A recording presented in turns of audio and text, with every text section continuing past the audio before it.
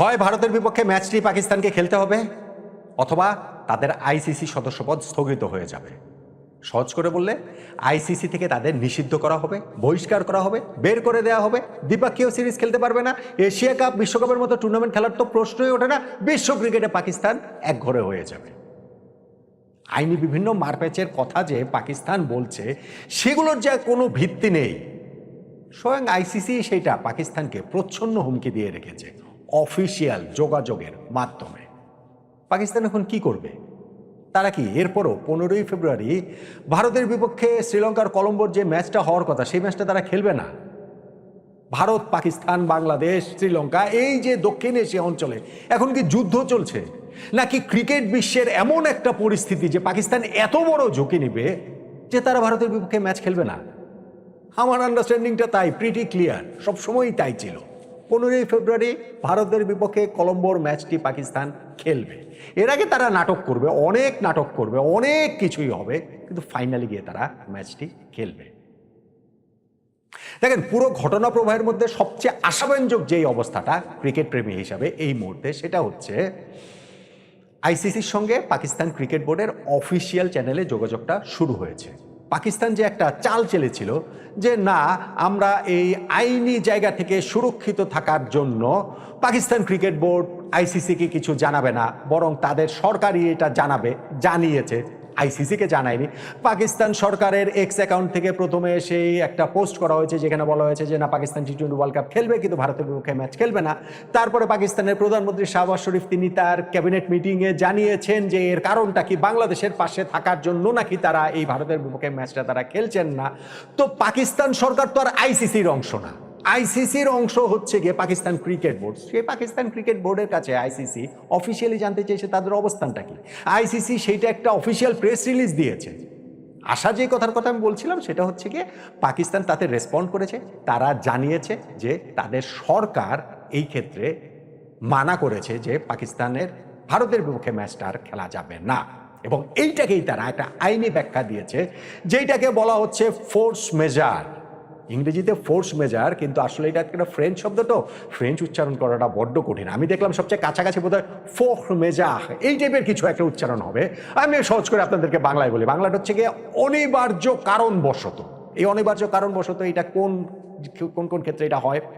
এইটা হয় যেটা হচ্ছে গিয়ে আনঅ্যাভয়েডেবল সার্কামস্টেন্সেস। আচ্ছা, বাংলা করতে গিয়ে তো আবার ইংলিশ করে ফেললাম, ফ্রেঞ্চ বাংলা ইংলিশ এলোমেলো হয়ে যাচ্ছে।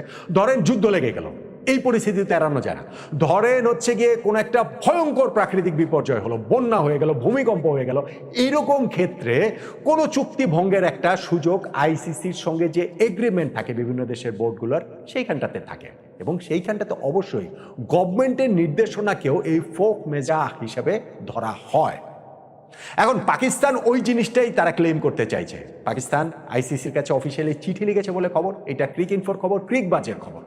আমি ধরেন এখন তো অনেক রকম অনেক মিডিয়াতে খবর রয়েছে, অনেক খবরই তো আসে, কিন্তু আমি খুব রিলাই করি এই দুইটা ওয়েবসাইটের উপরে। আপনারা বলতে পারেন ভাই ইন্ডিয়ান ওয়েবসাইট, কিন্তু বিশ্ব ক্রিকেটে সবচেয়ে যারা হচ্ছে গিয়ে নিউজের ক্ষেত্রে রিলায়েবল, তাদের মধ্যে এই দুইটা ওয়েবসাইটকে আমার মনে হয় আপনি টপ 3-তে রাখতে পারেন। সো সেই ক্ষেত্রে তাদের ওই নিউজ যখন, তখন সেটার উপরে একটু বোধহয় ভরসা করাই যায়। পাকিস্তান আইসিসির ওই মেইলে রেসপন্ড করেছে, তারা বলেছে যে সরকার তাদেরকে বলেছে ভারতের বিপক্ষে ম্যাচটা খেলতে যাওয়া যাবে না, এবং যেহেতু এটা সরকারি নির্দেশনা, ফলে এটা ফোক মেজা ওই হিসাবে তারা অনিবার্য কারণবশত তারা আসলে খেলতে পারছে না, খেলতে তারা আসলে পারবে না। আইসিসি পাল্টা একটা মেইল পাকিস্তানকে দিয়েছে, পাকিস্তান ক্রিকেট বোর্ডকে দিয়েছে, এবং সেইখানটাতে তারা জানতে চেয়েছে যে এই অনিবার্য কারণবশত আসলে ঘটনাটা কি, পাকিস্তানের গভর্নমেন্ট তাদের ক্রিকেট বোর্ডকে কি বলেছে, এটার বিস্তারিত বিষয়টা আসলে কি, কেন তারা পাকিস্তান খেলতে পারবে না। তারা একটা বাক্যের মধ্যে হয় না যে আমাদের সরকার বলেছে খেলতে পারবো না তো খেলতে পারবো না, এত সহজ তো আর বিষয়টা না ভাই। এইখানে কত টাকা জড়িত, এখানে কত ডলার জড়িত, টাকা ডলারের হিসাব আবার আলাদা। সেইটাতে আবার আমরা গল্পের গরু গাছে তুলতে তুলতে এখন সেইটা গাছ ছাড়িয়ে মহাকাশ, আকাশ ছাড়িয়ে মহাকাশও ছাড়িয়ে যাওয়ার মতো অবস্থা হচ্ছে। ভারত পাকিস্তান এই একটা ম্যাচের মূল্য নাকি বাংলাদেশি মুদ্রায় আমি দেখছিলাম যে যেইটা 3,000 কোটি টাকা, 6,000 কোটি টাকা, এখন আবার কোথায় জানি দেখলাম 36,000 কোটি টাকা নাকি এই একটা ম্যাচের মূল্য। আরে ভাই, ভারত পাকিস্তান একটা ম্যাচের মূল্য যদি এরকম হতো, তাহলে তো ইন্টারন্যাশনাল ক্রিকেট কাউন্সিল আইসিসি পৃথিবীর সবচেয়ে ধনী ক্রীড়া সংস্থা হতো। বিষয়টা কি তাই? আইসিসি কি ফিফার চেয়ে বড় বা ধনী ক্রীড়া সংস্থা, রিচ স্পোর্টস ফেডারেশন অর্গানাইজেশন? বিষয়টা তা না। তো খালি খালি আমরা ওই টাকার অঙ্কটা বাড়িয়ে বলি যেন এই জিনিসটার সঙ্গে মানুষ আরো বেশি রিলেট করতে পারে সেই কারণে। বাট স্টিল এটা একটা বিরাট ব্যাপার। ভারত পাকিস্তান ম্যাচের একটা অনেক বড় ভ্যালু রয়েছে, সেটা কমার্শিয়াল ভ্যালু, সেটা ইমোশনাল ভ্যালু, সেইটা হচ্ছে কি দুই দেশের যে কম্পিটিটিভ ভ্যালু সবকিছু মিলে এইটা বিশ্ব ক্রিকেটের দা ফিক্সচার, এটা নিয়ে কোনো রকম কোনো ডাউট নেই। এখন আইসিসি পাকিস্তানের কাছে জানতে চেয়েছে যে তাদের সরকার এক্স্যাক্টলি কোন কথা বলেছে যেই কারণে তাদের কাছে এটা মনে হচ্ছে অনিবার্য পরিস্থিতি, এবং সেই অনিবার্য পরিস্থিতি এড়ানোর জন্য, মেটানোর জন্য পাকিস্তান ক্রিকেট বোর্ড কি কি করেছে সেটাও তারা জানতে চেয়েছে।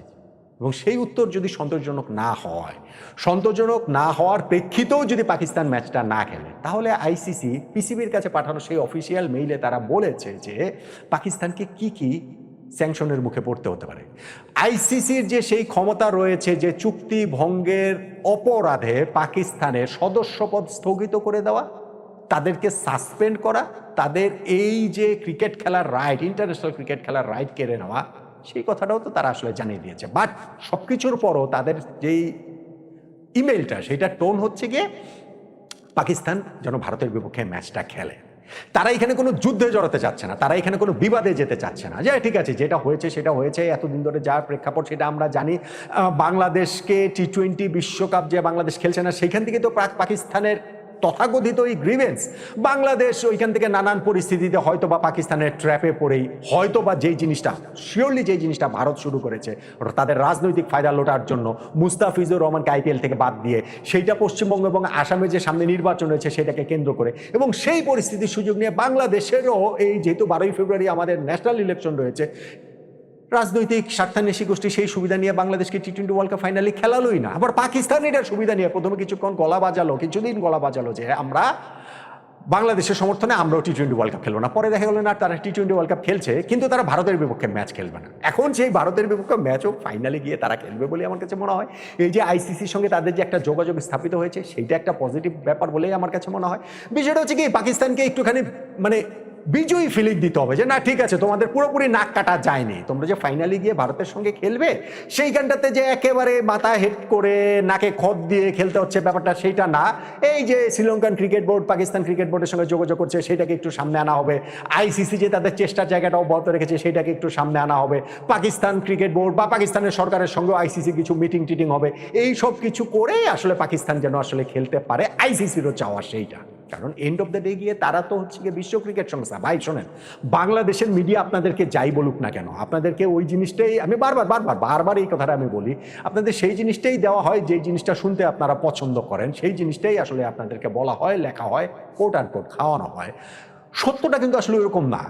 আমাদের ক্রিকেট বোর্ড, বাংলাদেশ ক্রিকেট বোর্ডও যেমন জানে যে এই ওয়ার্ল্ড কাপ না খেলার প্রেক্ষাপটে আমাদের কি কি ক্ষতি হয়ে গেল, ক্রিকেটের কি সর্বনাশ আমাদের হয়ে গেল, পাকিস্তান ক্রিকেট বোর্ডও সেটা জানে।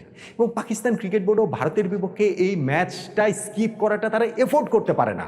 ভাই যতই আপনি এখানে গভর্নমেন্টের কথা বলেন, যতই এখানে ওই আইনি ব্যাখ্যা দেন, যতই এখানে ওই যে ফোর্স মেজার ওই কথাটার সামনে নিয়ে আসেন, অনিবার্য পরিস্থিতি, এমন কোনো অনিবার্য পরিস্থিতি পাকিস্তানের ক্ষেত্রে হয় নাই যেই কারণে তারা ভারতের বিপক্ষে ম্যাচটা খেলবে না। ফলে আমার আন্ডারস্ট্যান্ডিং হচ্ছে কি, যেহেতু এখন পাকিস্তান ক্রিকেট বোর্ডের সঙ্গে আইসিসির অফিসিয়াল চ্যানেলে যোগাযোগটা শুরু হয়েছে, ইমেল চালাচালিটা শুরু হয়েছে, সামনে হয়তো আমরা দেখবো মিটিং টিটিংও হবে।